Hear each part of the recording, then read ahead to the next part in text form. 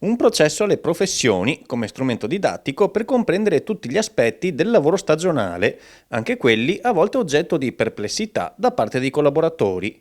Nei giorni scorsi la sede iesolana dell'ITS Academy Turismo Veneto ha partecipato al progetto europeo Pathway to Hospitality, con partner italiani, Associazione Iesolana Albergatori e Associazione NET.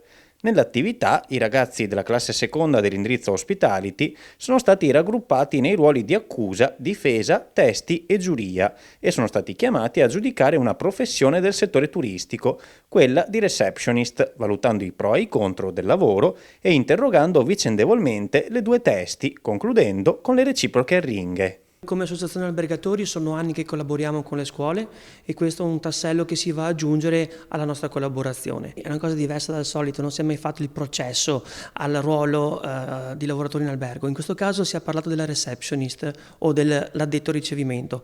Cosa siamo andati ad appurare? Che il lavoro nel ricevimento non è un lavoro come si pensa, difficile, estenuante, stressante. C'era l'accusa e la difesa. L'accusa andava ad accusare le ore di lavoro in piedi, la difficoltà nella ripetitività delle operazioni.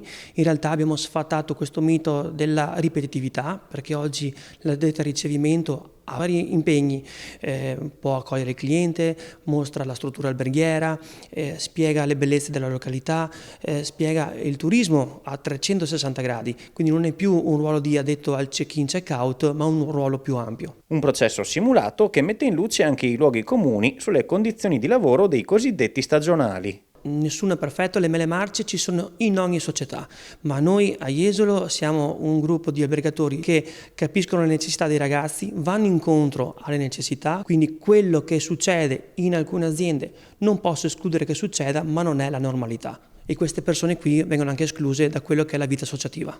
La prossima fase delle attività si realizzerà nei giorni del 5, 6 e 7 marzo, quando Associazione Iesolana Albergatori ospiterà il meeting conclusivo del progetto, accogliendo i partner provenienti da Francia, Polonia, Estonia e Ungheria.